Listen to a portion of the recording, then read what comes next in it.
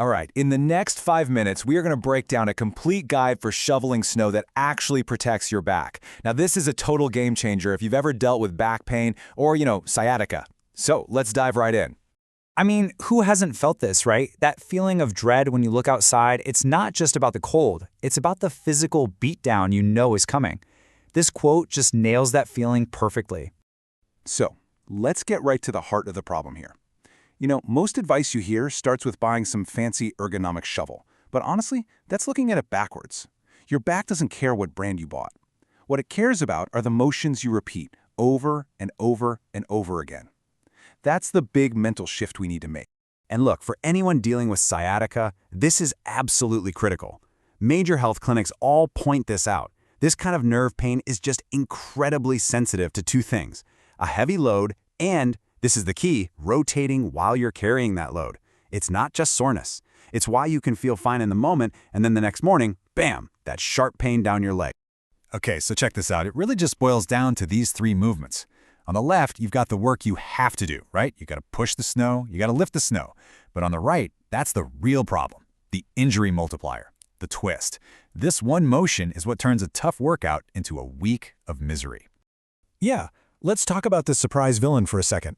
That quick little toss of snow to the side, it feels efficient, doesn't it? But think about it. You do that 50, maybe 100 times. That repeated twisting motion is the trap. It's what leads directly to those flare-ups. So, if the twist is the villain, how do we beat it? Well, we need a game plan, and that is the driveway first method. The whole idea is to stop thinking about shoveling and start thinking more like a strategist. You're just managing where the snow goes with the fewest harmful moves possible. And I love this analogy. It is the perfect way to think about it. You are not out there to deadlift a mountain of snow. You're there to organize it. So picture yourself as a human snowplow, just creating order out of chaos, making neat, manageable piles. And the method itself? It's beautifully simple. It breaks down into just 3 core steps. First, you're going to make lanes. Second, you stage your piles. And third, you finish all those tricky edges last. Let's see how this all fits together. So here's how it works. First, you start in the middle and you just push the snow outwards into lanes. Second, and this is so smart, you decide where your snow piles are going to be before you start. That way, you're not moving the same snow twice. And then finally, you save all the awkward spots, like around the stairs or the mailbox, for the very end, when most of the heavy work is done. Now, this little micro rule right here, this is everything. It's going to feel slower, I know, to just do short 10 or 20-foot pushes and then reset your posture. But trust me, this is what protects you. It stops that slow breakdown in your form that always happens when you try to do one long, heroic push down the whole driveway. Okay, now that we have the method down, now we can talk about tools. See, the right tool is all about the right motion. This is where we match our equipment to the game plan. This chart makes it super clear. The snow pusher is your workhorse. It's for the big, open driveway. Your scoop shovel, on the other hand, is a precision tool for all the tight spots.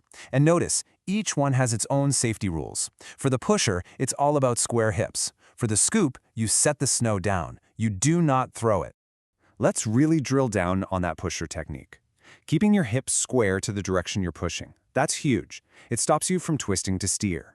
Use little shuffle steps, not big lunges. And here's a great tip. If you catch yourself holding your breath, that's your body telling you the load is too heavy. It's a built-in alarm. And for the scoop shovel, this idea is a complete game changer. It's so tempting to load up the shovel to get it done faster, but that's a trap. So you have to remember this rule. Half-blade loads are not weakness, they are strategy. When the snow is wet and heavy, taking smaller loads is a smart, conscious choice to stay in control and keep your back safe. All right, let's talk about the danger zones. These are the specific conditions that can turn a normal shoveling day into a real recipe for injury. You got to be extra careful here.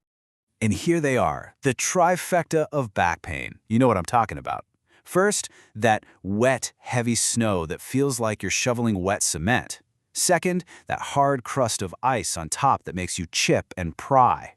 And of course, number 3, that dense wall of ice the city plow leaves at the end of your driveway. The worst. And this just gets right to the heart of the plow burn problem. The temptation is to be a hero, right? To just lift one massive, heavy chunk and heave it out of the way. But that single move, that heavy lift combined with a twist, that is exactly what we're trying to avoid. So what's the smart play here? It's called the berm plan, and it's another simple 3-part process that turns an impossible deadlift into a totally manageable task. You just break it, stage it, and then clear it. Here's the play-by-play. First, use your shovel like an ice pick. Chip that dense berm into smaller, lighter cubes. Second, just move those pieces a short distance away from the main wall. And then finally, you can safely scoop and place those smaller pieces. Just remember the rule: 2 safe moves are always better than 1 risky heave. Okay, we have covered a lot. So let's boil all this down into a super fast summary of the most important rules you can take with you the next time it snows. These are your 4 commandments of safe shoveling. First, step, face, and place your snow. Never twist and throw. Second, use half-blade loads when it's heavy. Third, keep your pushes short to protect your form. And finally, just take 60 seconds to warm up before you start. It makes a world of difference. So I'll leave you with this one question, because the goal isn't just to know this stuff, it's to actually use it. Before you even step outside next time, decide on your plan. What's the one no-twist rule you are going to commit to? Making that choice right now is what's going to keep your back safe later on.